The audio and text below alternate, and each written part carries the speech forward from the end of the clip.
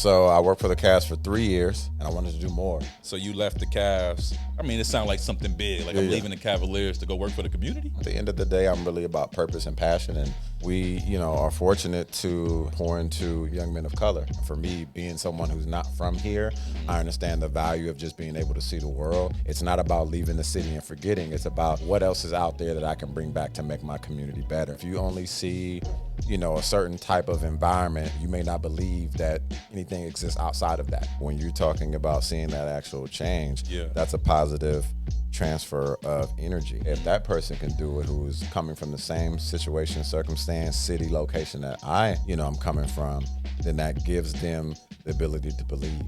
What's your ultimate goal? I got too many. This is the Keepin It Cleveland Podcast.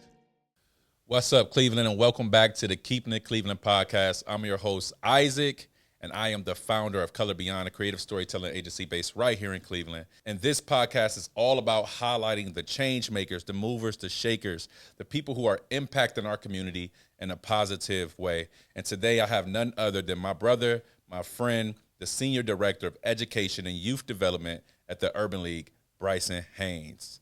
Thanks for coming on the show, Coach B. Yes, sir. Thanks for having me. I heard a lot of people call you Coach B before. How did we get that name? Man, just, coaching. Coaching? Yeah, what you coaching. Coach? Basketball. Okay. So, obviously, grew up playing basketball. And, once my playing days were done, the first thing I went, back to doing is coaching. Okay. And so Coach B kind of developed from there. Mm-hmm. And then Mr. B. And, so B has always been kind of my thing. Okay. Yeah. Okay. And I know something that's unique about you is, from a lot of the other guests that I had on the show, is that you're not originally from Cleveland. So talk to me a little bit about your journey of where are you from, and then how you get here, why Cleveland, and what's been going on in Cleveland? Yeah, when I tell people, where I'm from, they like, how did you get to Cleveland? Yeah. And so, long story short, I'm originally from Pasadena, California. Okay. It's a small suburb, big suburb, in the big city of Los Angeles. And so, home of the Rose Bowl. But yeah, grew up in Pasadena, California. And so in 2011, I got married to my beautiful wife. Yeah. And then 2013, we moved to Atlanta, where she's from. Okay. And so we were in Atlanta for about 7 years. Within that time, I had the opportunity to work for the Atlanta Hawks in their community development and basketball programs. And so I did that for about 5 years. And I wanted to do more. And then the opportunity opened up here in Cleveland, Ohio with the Cavaliers to come and oversee their youth sports department. And I moved up here during COVID. Okay. Wow. During COVID, you took the leap. Yeah. Okay. So how has that been? How did you go from, because you're with the Urban League right now, how did you go from Cavs to the Urban League? What happened with that transition? So during my tenure with the Cavaliers, we are a sponsor of the My Brother's Keeper initiative. And so I was the liaison between the Cleveland Cavaliers and the MBK initiative that is housed under the Urban League. And so I had an opportunity to work with a few people here in the Urban League.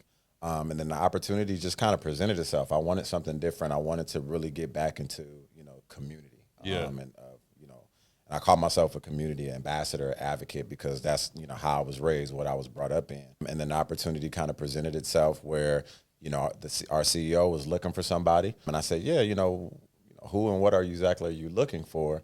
And she said, I'm looking for a person to come in and do this, to this. And I was like, all right. That's me. I could do that. And she's like, what? Like, you would leave the Cavs? And I'm like, yeah, at the end of the day, I'm really about purpose and passion. And, I feel in this moment in time in my life, like I'm really continuing to chase, my purpose. So you left the Cavs. I mean, it sounds like something big. Like I'm leaving the Cavaliers to go work for the community, in that type of way. How long has it been? So I worked for the Cavs for 3 years. So I left in 2023. So a little about a year and a half. Okay, a year and a half of you with the Urban League. Yeah. So how has that year and a half been? We worked together on a couple projects before. Yeah. I got a chance to travel with you guys to Columbus and do college tours with the kids and everything like that. And I feel like even during that little small tenure, I got a chance to see some impact that you guys are having. But you being a part of this full time every single day, having relationships with these students ongoing, what is some of that impact that you're seeing that's happening to kids, and what's happening within the Urban League and MBK that is impacting these kids' lives? Yeah, I mean, I think, we, are fortunate to have the opportunity to pour into, specifically, young men of color. and, you know, being able to expose them to life outside of their 6-block radius. You know, and when I say 6-block radius is like what they see, smell, touch, taste every single day. Being able to just take them out of Cleveland, you know, and for me, being someone who's not from here, I understand the value of just being able to see the world. Being able to network, being able to fortify and build relationships. And so, you know, we really want to, you know, impress and implant that into our young men of like, hey, you know, there are opportunities, you know, outside of Cleveland that you can go get and then bring it back to the city, you know. And so it's not about leaving the city and forgetting. It's about, you know, what else is out there that I can bring back to make my community better. And so, you know, the opportunities of, you know, taking kids to, you know, the colleges and HBCUs and, you know, taking them career site visits and, you know, helping them, you know, just shape and giving them options, you know, and that's the biggest thing for us is to provide options. Yeah. Let's touch on that 6-block radius. Yeah. Is that more of a mindset? Explain that to me. It's definitely a mindset. And so, you know, if you only see violence, if you only see, you know, a certain type of environment, you know, you may not believe that anything exists outside of that. And anything that you may see, whether that be on TV, social media, that is counterproductive or, you know, from what your, you know, everyday life is, you may not feel that you can achieve that, especially when it's not, you know, individuals in your life every single day that are modeling the type of behavior, the type of consistency that it takes to actually be, you know, an effective citizen in the community. And so, you know, really just taking them outside of that and saying like, hey, I know you've been in Cleveland your entire life, but, you know, Cleveland is bigger than the 6-block radius that, you know, where you go to school, where you may play ball, where you may hang with your friends and your family. It's a little bit bigger than that. And so make yourself a well-rounded person that no matter where you go in this world, you know, you'll be confident about who you are and where you come from. What is the curriculum that these young men are learning? Because I know they're doing college tours, but I also remember it was classes happening. What were they doing? And so we outsource some of our classes as well. And so, you know, we want to teach our students about, you know, financial literacy. Yeah. So we had the opportunity this past summer to partner with Breadwinners Academy, my guy Jason. And had him on a podcast. Yeah, had him on a pod. Yeah, great dude. So we had a, you know, opportunity to, you know, partner with him. We partnered, you know, with John Carroll University, being able to house our summer bridge program there. We partnered with Tri-C. Wow. We partnered with Peel Them Layers Back. And so, you know, we have some fun, some social emotional learning, some coping skills, you know, music, art, you know, business. You know, we just try to really just unload everything that we could possibly have and you know, be able to get to our young men so that they can really have those options and choices of like, okay, this is really what I want to do, or this is something that I've experienced and I really don't want to do that anymore. Now, is this just a summer program or no? So this is so this is a year-round program, and so, you know, we're in the schools in some capacity. You know, we serve, you know, CMSD schools. We also serve some suburban schools as well. Okay. And so, you know, we just continue to recruit, you know, try to build our capacity. You know, the biggest thing is like, you know, we need more mentors. We need more, you know, just men that are willing to step up and be, you know, role models, father figures, especially to, you know, our young men who are struggling with their identity, that are struggling with, you know, just how to navigate, you know, corporate space, how to navigate being in the schools, just navigate being a black male out here in America. You know, mentorship is so important. And that's one of the things that, you know, we continue to push and continue to look out there for, you know, viable mentors. Through this program, since you've been running it, what are some of the, if you have one, I'm sure you do, whether it's testimony or some change that you've seen in either a single young man or maybe just the group as a whole? Yeah, I mean, you know, I've had the opportunity to see, you know, young men come into, you know, our program and have, you know, all sorts of challenges and not being able to how to, you know, cope with them in a positive way. And through, you know, just continuing to love on them and continuing to pour on them, seeing kind of that light bulb, you know, come on of like them changing their behavior and them being leaders then of pouring back into their peers of like, hey, you know, we don't do that here, you know. And so when you talk about just, you know, that peer-to-peer, you know, relationship, you know, community agreements, things that we do, you know, just of like, hey, here's our mantra, you know, this is what we believe on, that this is a safe space when you're here, when you're around us, you can be who you are. Unapologetic, and so it, you know, it just continuing to serve that, and so we've seen a lot of young men, you know, kind of find out what they want to be, you know, what they want to do, based on their experience and exposure with us. Being exposed to more, open up your mind a little bit to see sure, what's out there. For sure. Yeah. You talked about collaboration. You talked about some of the partnerships. How important is it for collaboration within our community? Man, I think it's humongous. I mean, to be able to, look at like-minded, organizations, programs, it's one thing, for us to, be able to go and do something on our own, but how many more can we impactful? How more efficient we could be if we collaborate with others that are doing some of the same work. And I know there's tons of organizations here in the city of Cleveland that are doing phenomenal work, but I think it really has to be a call of action to really bring us all to one table and figure out how we can co-collaborate on some initiatives, some programs, some events, some activities. So it's not, the responsibility does not fall on one person, but it takes a village. Yeah, it does. And so, partnership is really being a part of a village to really want to see the type of population level impact that, we want to see, in our city. What is it about investing in our youth that's so important, and why is it needed? Because I know I feel like a lot of people don't understand the importance of investing into our youth. Yeah. But to see you and others doing that, what is it about that that's like, man, we got to? Yeah, I mean, I think the biggest thing you could do is, I love Nipsey, and he said, one of the greatest things you could do is to inspire, and inspire others, and that inspiration comes in many different forms. Yeah. And people always say, well, the youth is the future. Youth is the future. No, the youth is now. Like all of the movements that we're talking about, all of the movements that we see, this is being led by young people. Yeah. And that goes, history. You look at the civil rights movement, like Martin Luther King was young. Like Malcolm, they were young men. These weren't older men. These were 20-year-old, young adults that were, polished, that were, well-spoken, very articulate and bold, to just step out. And so that's what we try to encourage in our youth, and continue to tell them to be bold, to take chances, to take that leap of faith. Yeah. And so continuing just to pour into them because, listen, this is a young man's game, and I'm old. I find it very, what's the word I'm looking for? I guess ironic that normally the people who want to give back in the way that you're doing or do something for their community, it was something in their life that happened to cause that thought of being able to give back to the youth, being able to, whatever it is that you're doing, whatever impact that you're having. Was it something in your life to say, what turned you toward the youth? Yeah, just being one of those youth myself a long time ago and having mentorship and coaches in my corner. Okay. I grew up in the Boys and Girls Club, Pasadena. Is that a Boys and Girls Club tat? Yes, sir. That's the Boys and Girls Club tat I just got. He got a Boys and Girls Club tat. Yeah, I got the club hands. I got the club hands, man. I got the club hands. I mean, it means so much to me. 2020 North Fair Oaks, Pasadena, California. I mean, at a time, I was 6 years old. My parents had just divorced, and I needed an outlet. And the Boys and Girls Club was that outlet. I mean, you would go in that facility, and you can do everything. Right. You would eat, you would play pool, you would play video games, you learn how to play dominoes, spades, basketball, swim.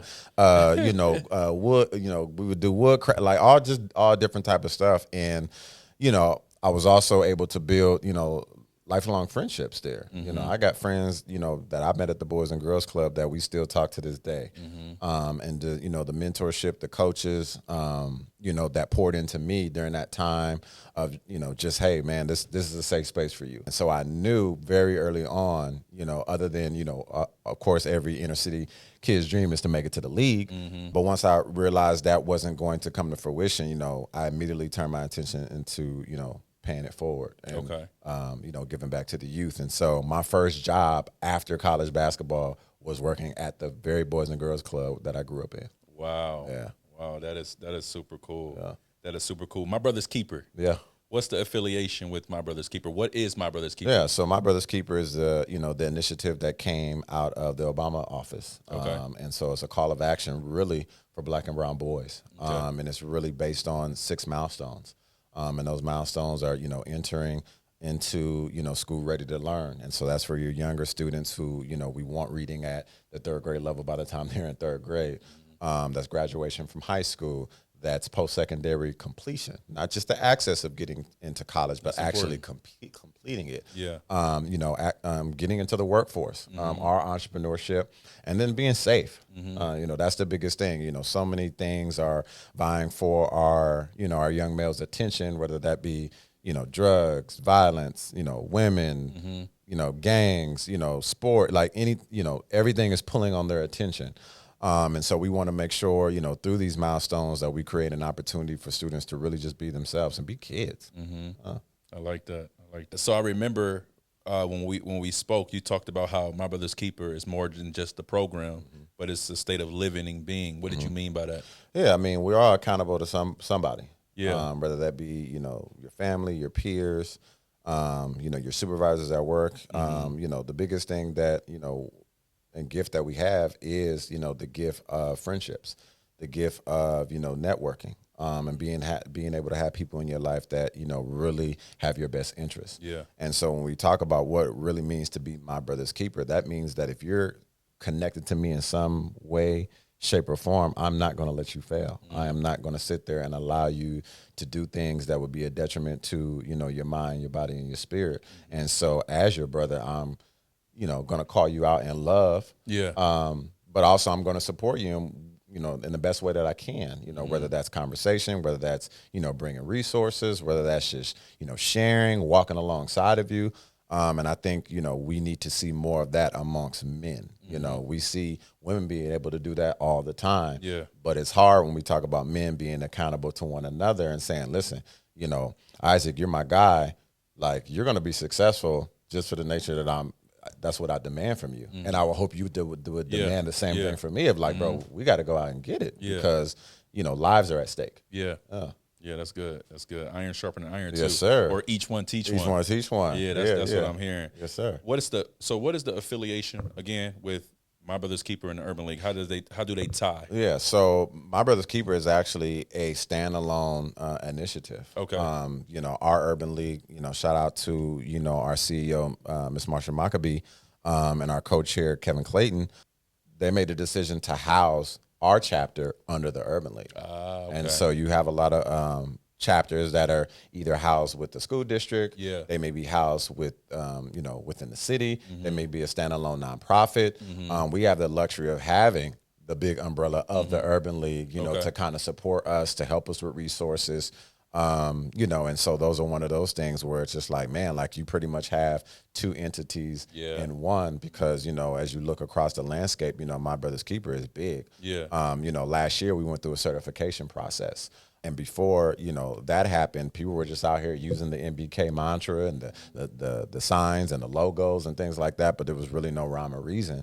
So, the MBK Alliance out of the Obama Foundation said, listen, if you're going to call yourself MBK, there's some things that you're going to have to do. And a certification process. And we were able to complete that last October. So we are one of, I think, about 30, last time I checked, I think 35 chapters across the nation. Okay. And we are actually one of, don't quote me, I think we're one of 9 or one of 12 in the state of Ohio. We actually have the biggest statewide network of MBK chapters. Okay, so I know MBK is big, but Urban League is big as well. Yes, sir. Now, for those who don't know, one about the impact that Urban League has on the community as a whole, but what is the Urban League? I know it is bigger than what we may think it is. Urban League is national, right? Yes. The Urban League, in a nutshell, is a community-based organization that is really about the community. And we talk about the pillars. We talk about education and youth development. We talk about workforce. We talk about housing. And so it's really about a call of action of really supporting your community. And so the Urban League, stands side by side with the NAACPs of really just elevating our community and providing opportunities for, the underserved community, which typically they look like us. And so our particular affiliate, started in 1917. Okay. And so we've been around for a while. Yeah. And 1917, a long time ago. When none of us were in here. And so it's one of those things, when you're talking about from a national, landscape, I just had the opportunity to attend my second Youth Leadership Summit. Okay. And so, it was housed in New Orleans. and it coincides with the national conference. And so each year they have a conference at a different city, different location. And in 2025, it'll be here in Cleveland. Really? Yes, sir. That's dope. Yes, That's sir. dope. Yes, sir. What does impact mean to you? Man, impact is really just changing, how, we see each other and how we see ourselves, and really just driving, just positivity, driving generational wealth and breaking generational curses, and really just seeing the city of Cleveland. As you look, I'm pretty sure if you Google it, it's not a lot of nice things to say about Cleveland. And I was a victim of that, of someone who wasn't from here. And, you can read all the stories, all the headlines, everything that is going wrong in Cleveland, but there's a lot of great things that are going on in the city of Cleveland. There's a lot of great people, a lot of great organization, and community ambassadors and advocates that really want, the city to be better. And so when you mention impact, it's like, how can we, build up and create an environment to cultivate the next generation of leaders? Can we just dive into your why Yeah. for a little minute? Yeah. Like, why? Why do you do this? Man, like purpose, man. Purpose. I never feel like I'm working. I've literally been doing this probably 20 years now. Working with young people, working in education, working in sports, working in special ed in some capacity. And like, I'm not tired. Yeah. Like, That's like I never We need feel, more Brysons. Yeah, like I never feel like I get up and it's like, I gotta go do something for the community. I gotta go impact some kid. Like, this is fun. Like, I literally get up every single day, work with a phenomenal team, and be able to, impact youth. And that has, started in Pasadena, California, to Atlanta, Georgia, to now here in Cleveland. And there's so much to do. Like, it's like, you can never, it's kind of like I'm trying to work myself out of a job. Yeah. Of like, like the world is a better place and youth aren't struggling. Yeah. I did my thing. Yeah. And I was a part of the process. I was a part of the solution. So just why, like, just being, I see myself in a lot of the young men, a lot of the students that, we work with, and being able to say, okay, what would I have wanted to know at 14, at 15, at 16, at 17 that I didn't know, that someone didn't tell me, the gems, the lessons, the knowledge, the wisdom, and being able to pass that so that they don't have to go through some of the trials and tribulations that I had to go through to get to this point in my life. And how does that impact you? Like, you working with all these youth, seeing their lives being changed, exposing them to things they may not have seen before, been exposed to before, literally growing with these young men. You with them day in, day out. How has seeing them changed and being a part of impact for so long, whether it was in Cali, whether it's with the Cavs, but now with the Urban League, how has that impacted you as a person? Man, I mean, it's very humbling, to be able to have been, in, this space for, 20 years. Yeah. And, still getting calls from students that I had 10, 15 years ago, still being able to see, some students being able to achieve their goals and their dreams. Like, man, there's nothing greater than that, than knowing, like, maybe a conversation that you had, maybe, a little nugget that you gave a young person started them on that way, allow for that light bulb to come on, allow them to think outside of that 6-block radius in a moment. And now they're living in their purpose. And for me, that's the biggest thing is like, what are you doing for others? It's not about what I can do for me or what I can get out of it. It's at the end of the day, what did you do to serve? And I feel like, I've been put here to serve. And, I'm going to continue to do that until I take my last breath. Yeah. When I think about our communities, and specifically Black and brown communities, what happens, in your opinion, what happens when our youth see change? What happens when our youth see positive mentors, positive representation of them? What can happen to our communities when they see that? Man, listen, energy is contagious, whether it be good or bad. And so when you're talking about seeing that actual change, that's a positive transfer of energy, of information. And so when students are able to be exposed to that, it kind of jumps on them like, okay, if that person can do it, who is coming from the same situation, circumstance, city, location that I, I'm coming from, then that gives them the ability to believe. And so when you talk about the belief system, that's major and really just changing narratives, changing mindsets. And that's really, what we're about is really just changing how, our young men identify with themselves first and foremost, and then how they see themselves in this world at large. What's your ultimate goal? My ultimate goal? Yeah, what's your ultimate goal with these young men? Man, I got too many. Man, I mean, the ultimate goal, for me is continuing to, be, Coach B. Create opportunities to continue to, pour back into the community that I reside in. I definitely, want to see a school built. I want to see some transitional homes. Okay. I want to see some, community, buildings that are being built, and spaces that are occupied by people that look like us.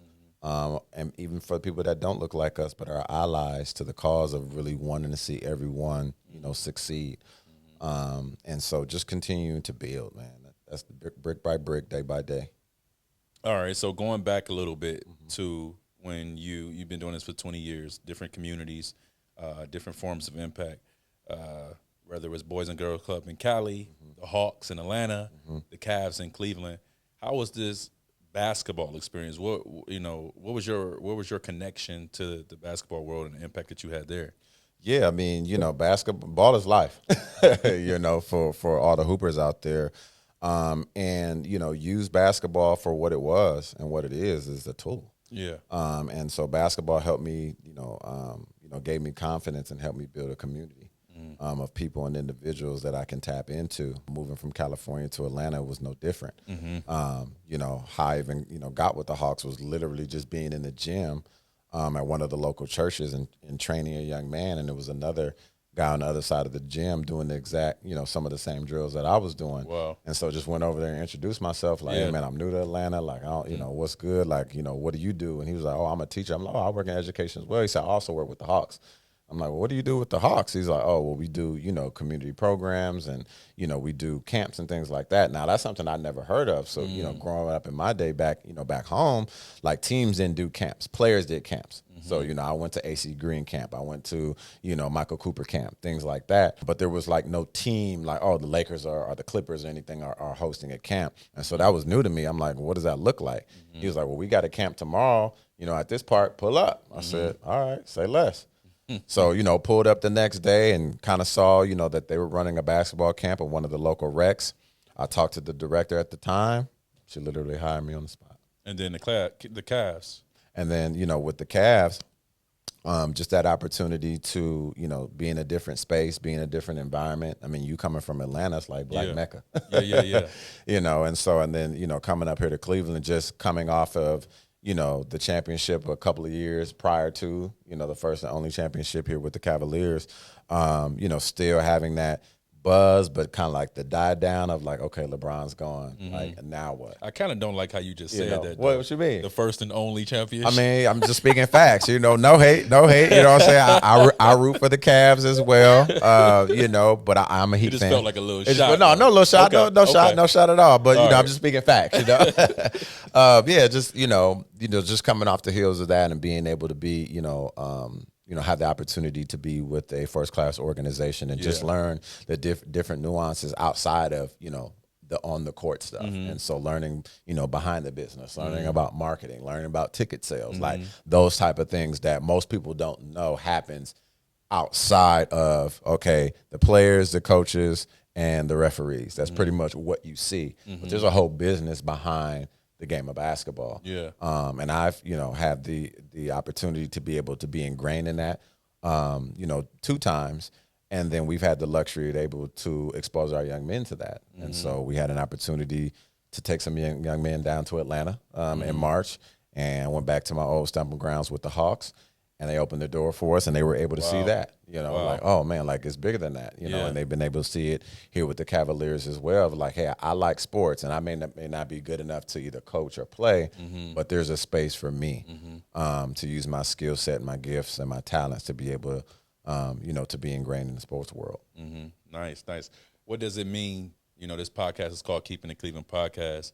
You have a unique perspective by not being from the city, migrating to the city, and not only and being a part of it now and impacting our community. What does it mean for you to keep it Cleveland? Man, listen, wherever my feet are, I'm home. Yeah. And so, I can put Cleveland as a home for me, So Pasadena is 1, Atlanta's number 2, Cleveland is number 3. And so I'm going to serve Cleveland as if I was born and raised here until, I move away and do something different, if that's so be it. And if I'm a lifer here, then so be it. So Keeping It Cleveland is really just immersing myself into the culture of Cleveland and continuing to learn, to meet like-minded brothers like yourselves that is doing great things in the community, and just say, okay, I'm not from here, but I'm from here. No, we respect that. Yeah. We respect that. Yeah. Now you talked about tools, basketball being one of them. Whether it's Urban League, the MBK, whether it's you as a community ambassador, what are some tools that you can use? Whether it's resources, people that you can use to help you to continue to further your mission and everything that you have going on. How can people support you? Well, definitely. I mean, funding is always, a great thing because we are a nonprofit, obviously. So, donations are always great. But, I was mentioning to someone, earlier on that your time is currency. So any time that you may have to offer to come speak, with our young people, to open the door of exposure, for our young people, those are the type of things that we need. And so even if you can't write a check, you can definitely open the door. You can make a phone call. You can send an email. You can create an opportunity and experience that these young people will never forget. For sure. And where can people go to support you? So they can go to our website, which is ulcleveland.org. And so it has all of our initiatives, all of our programs and departments under that umbrella. And then they can find us on social media as well at EYD_ULGC. And they can find us there. They can keep up with what we're doing out in the community, what we're doing in the schools, and just stay tuned because we got some great things coming up. For sure. Well, thank you, Coach B, yes, sir, for being on the podcast, man. And thank you guys for tuning in. Make sure to like, to subscribe, to follow the podcast. And remember to keep it Cleveland. We out.